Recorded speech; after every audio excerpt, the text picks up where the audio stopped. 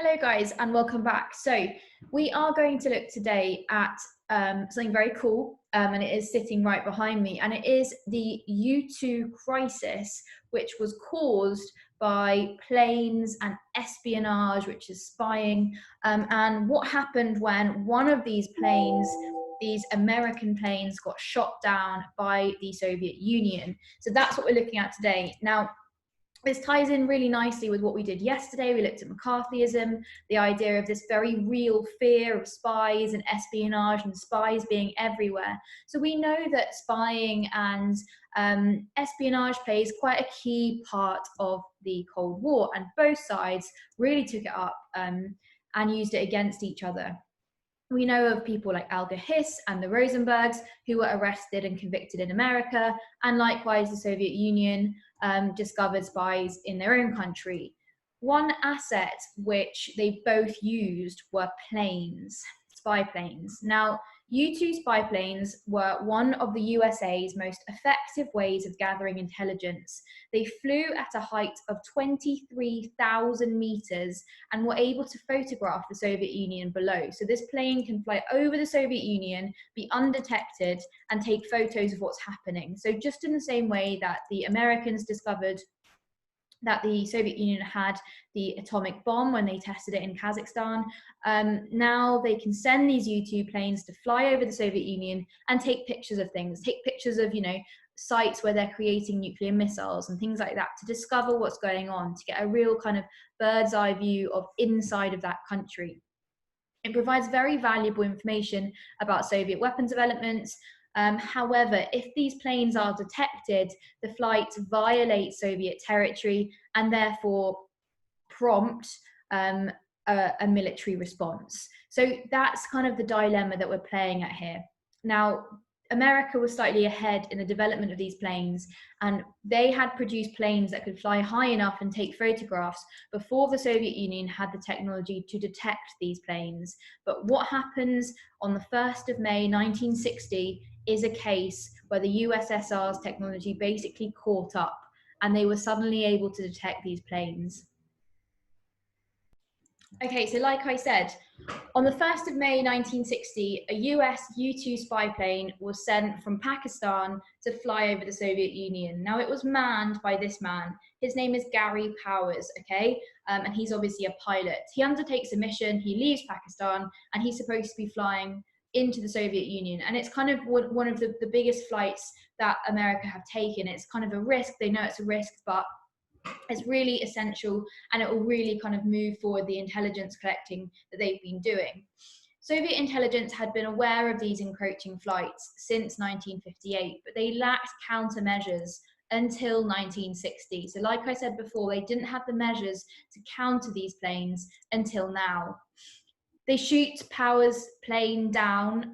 It's shot by an A-75 Divina surface-to-air missile. You don't need to remember the name of that if you don't want to, but it's useful, especially for kind of grade 9. So that's an A-75 Divina surface-to-air missile.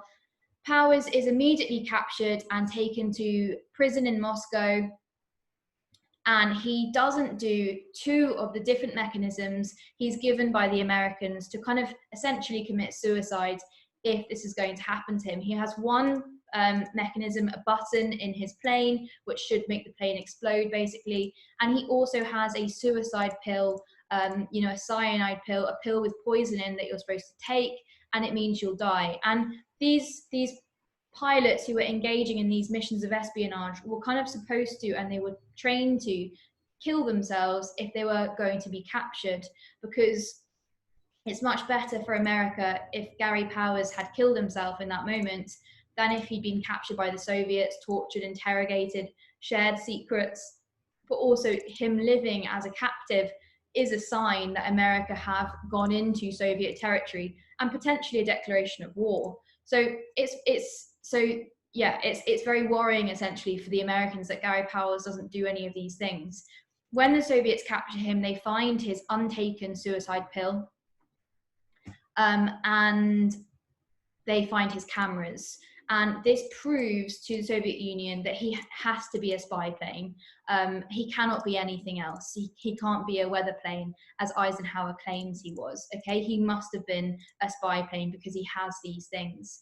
Now, this all happens contextually a couple of days before the first major summit meeting involving the USA and the USSR since Potsdam.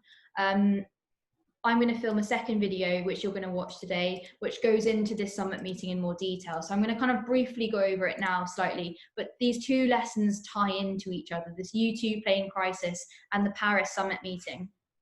So in a couple of days, Eisenhower and Khrushchev are supposed to be sitting down together in Paris. For the first time, the USA and the USSR have met since Potsdam in 1945.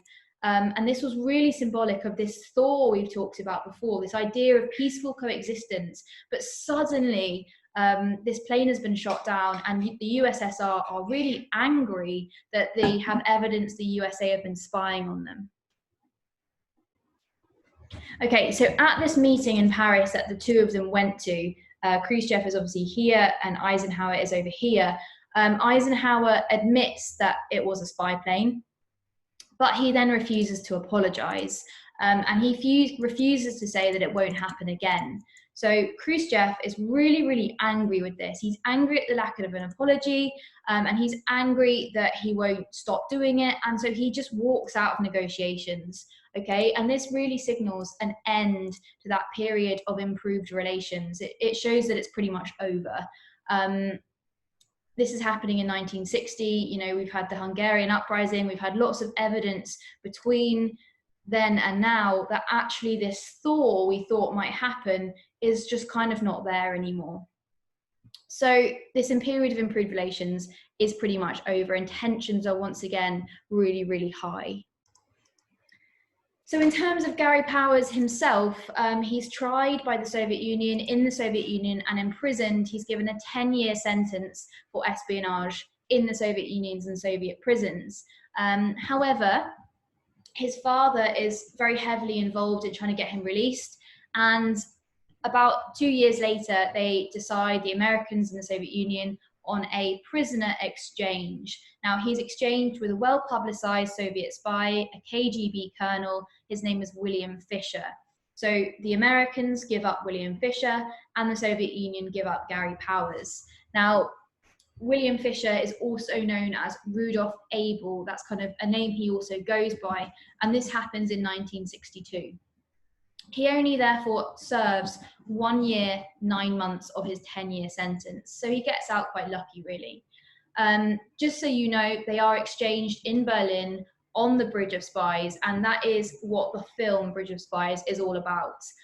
Tom Hanks plays the main character. He's kind of trying to negotiate the release of Gary Powers. So maybe you can go away over the weekend or whatever and get yourself a copy of this and have a watch of it, because it's a really, really good film.